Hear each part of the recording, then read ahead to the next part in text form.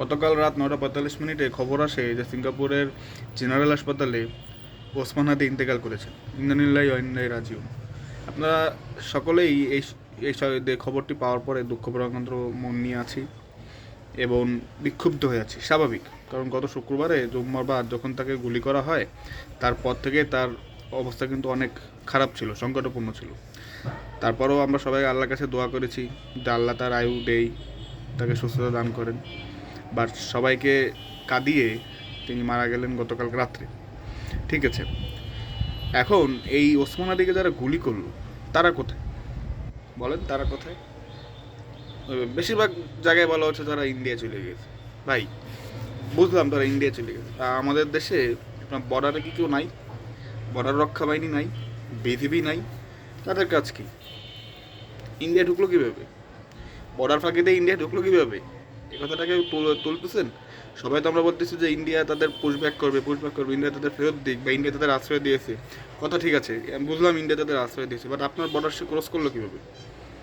এত বড় একটি ঘটনা ঢাকা শহরে এসে দিনে দুপুরে ঘটিয়ে তারা কীভাবে বর্ডার ক্রস করলো? বিজেপি কী করতেছিল? বিজেপি কি বর্ডার গার্ড দেয়? বিজেপি কি নাকি বর্ডারে ঘুমায়? এই প্রশ্নটা তো আপনার আসতে হবে। সরি টু সে, বিজেপির অনেক অনেক অনেক অনেক কর্মীরা আছে বা আপনার অনেক সদস্য আছে যারা রাত দিন 24 ঘন্টা ন্যায় ও সততার সাথে আমাদের দেশের বর্ডার পাহারা দিচ্ছে। Salute to them. বাট এরা কীভাবে গেল ওখানে? পালালো কীভাবে? এত বড় একটি ঘটনা ঘটে আপনি বুঝতে পারেন? সারা দেশে চাঞ্চল্য সৃষ্টি করেছে তারা দুজন নাকি ভারতে পালিয়ে গিয়েছে। আমাদের দেশের গোয়েন্দা যে বাহিনী বা গোয়েন্দা তৎপরতা বা যারা গোয়েন্দা বিভাগে কাজ করেন তাদের এখানে নেটওয়ার্কটা কী ছিল? দুর্বল ছিল? তারা কি ধরতে পারেনি এই শুটারকে? এর হত্যা করেছে? আমরা সাধারণ মানুষ কী ভাববো? তাহলে তো আপনার এখন ভালোই যে আমাদের দেশের যখন গোয়েন্দা বাহিনী বা ডিপার্টমেন্ট এবং বিজিবি তারা যখন এতটাই দুর্বল হয়ে পড়েছে যে এত বড় একটা চাঞ্চল্যকর হত্যাকাণ্ড ঘটানোর পর তাদের খুনিরা ইন্ডিয়া চলে গিয়েছে এবং তারা বর্ডার করতে পারে, সুরক্ষা করতে পারে নাই, দেন কি বলবেন আপনি? কি বলবেন বলেন? ইন্ডিয়া তাদের আশ্রয় দিয়েছে, আমি মোটা দাগে মেনে নিলাম, ঠিক আছে, ইন্ডিয়া দিয়েছে। বাট আমাদের দেশে আপনার বর্ডারটা ক্রস করলো কীভাবে? বিজেপির উচিত ছিল না? তাহলে তো আমাদের বর্ডার সুরক্ষিত না। বর্ডার কি সুরক্ষিত? কীভাবে সুরক্ষিত হয় বলেন? এখানে বড় প্রশ্ন থেকে যাচ্ছে। আমরা এই প্রশ্নটি তুলতেছি না। আসলে ব্যর্থতা তো আমাদের দেশের মানুষেরও। পুলিশ বাহিনী বলেন, যা পিবিআই টিবিআই বলেন, যাই বলেন, তারা কেন ধরতে পারলো না তাকে বলেন? দেখুন, এরা তো স্মার্ট হবে, এইসব খুনিরা তো স্মার্ট হবে। অনেকে বলতেছে ভাই ওরা অনেক স্মার্ট, বাট আমাদের যারা পুলিশ বা বাহিনী তাদের তো আরও স্মার্ট হতে হবে, নাহলে কি এদের সাথে পারবেন?